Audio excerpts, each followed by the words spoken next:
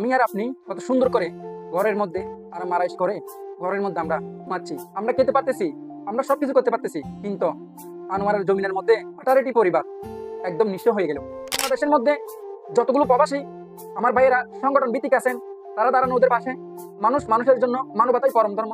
রাজনৈতিক সংগঠনগুলো আছে ওদেরকে বলবো যে নেতা, এমপি, মন্ত্রী, বিশেষ করে ওয়াসিকা মোজাম্মেল হক সাহেব এবং যারা আছেন বিশেষ করে তারা সবাই মেম্বার, চেয়ারম্যান সবাই মিলে তাদের পাশে দাঁড়ান। বিশেষ করে আপনারা এই যে তাদের যদি সাহায্য দিতে চান আমার সাথে যোগাযোগ করতে পারবেন। আমার সংগঠন আছে মানবতার ফিরিওয়ালার সংগঠন, সম্প্রীতির বন্ধন ফাউন্ডেশনের সাথে যোগাযোগ করে আপনারা আপনাদের যে কাঙ্ক্ষিত সাহায্য আমাদের মানবতার সংগঠনের মধ্যে দিয়ে আপনারা তাদের পাশে দাঁড়াতে পারবেন।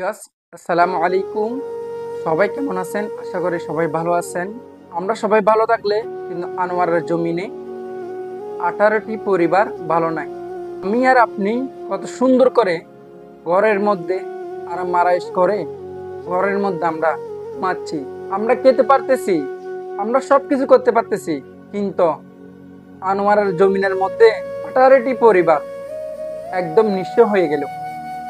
তাদের নাই কোনো বাসস্থান, নাই কোনো টাকার জায়গা, নাই কোনো খাবার জায়গা, নাই কোনো খাবার। এরকম হয়ে গেল আনোয়ারা থানার অন্তর্গত 4 নম্বর টলি ইউনিয়ন 8 নং ওয়ার্ড বরিয়ার মধ্যে বদুল মেম্বারের বাড়ির মধ্যে 18টি পরিবার একদম নিঃস্ব হয়ে গেল। আপনারা কি জানেন?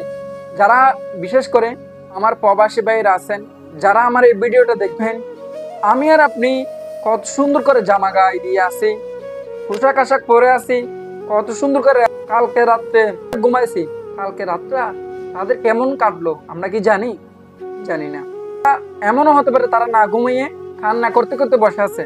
যারা মানবিক সংগঠন আছেন আনোয়ারের মধ্যে, বিশেষ করে আমাদের আনোয়ারের মধ্যে যতগুলো মানবিক সংগঠন আছেন সকল সংগঠন তাদের পাশে দাঁড়ান, এবং বাংলাদেশের মধ্যে যতগুলো প্রবাসী আমার ভাইয়েরা সংগঠন ভিত্তিক আছেন তারা দাঁড়ানো ওদের পাশে।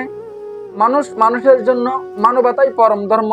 আমি একটা সংগঠনের সাথে জড়িত আছি, সম্প্রীতির বন্ধন ফাউন্ডেশন। ইনশাল্লাহ আমাদের সংগঠন ওদের পাশে দাঁড়াবে এই আশা রাখি। বিশেষ করে যারা প্রবাসী ভাইয়েরা আছেন আমি তাদেরকে বলবো, আপনার যদি পরিবার যদি এরকম নিঃস্ব হয়ে যেত আপনি কি বসে থাকতেন? কখনো বসে থাকতেন না। প্রবাস থেকে কোনো আপনার আত্মীয়র যদি এরকম ঘর পড়ে যেত আপনি কি বসে থাকতেন? তাকে সাহায্য করতেন।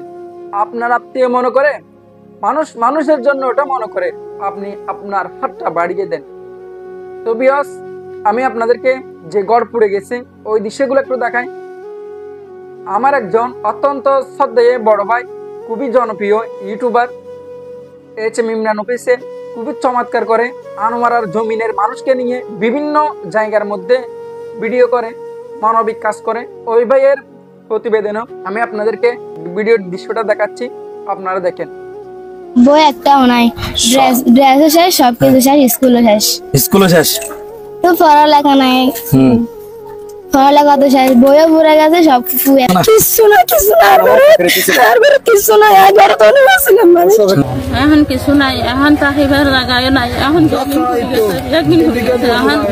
একদিন আগে আমার স্বামীও স্ট্রোক করে অন্ধ হয়ে গেছে। দেখেন একদম পুরো সারকার হয়ে গেছে।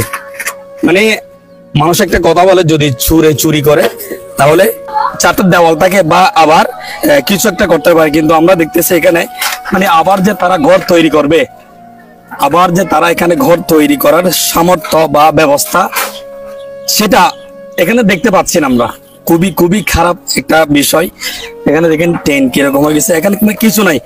আমি এখানে জানতে পারলাম তাদের পরনের কাপড় ব্যতীত আমার মনে হয় আর কিছু বের করতে পারে নাই। আপনারা কোথায় ছিলেন তখন? বাসায় ছিলাম। কিরকম শুনছিলেন? যে প্রথমে আমার ভাইয়ের বউ বলেছে যে বলিবে ওইদিকে ইয়া হয়েছে, এই আগুন লাগছে। তখন আমি বালতি নিয়ে বেরিয়েছি, বালতি নিয়ে বেরিয়ে অনেক চেষ্টা করে শুরু করতে পারিনি। 18টা। কেন তাদের সামর্থ্য কেমন? সাধারণ এত তো কোনো জায়গা জমি নেই, এরা শুধু ঘর বাড়ি নিয়ে আসে আর কি। আচ্ছা, আপনি কি করেন? এমনি আমি বাইরে থাকি। পাসপোর্ট আছে? আমার পাসপোর্ট সব কিছু পুড়ে গেছে, পাসপোর্ট, টাকা পয়সা সব। পাসপোর্ট সব পুড়ে গেছে? পাসপোর্ট, পতাকা, সবকিছুই। দেখছে সবগুলো ঘর একেবারে ফুরিয়ে নিঃস্ব হয়ে গেছে এরা।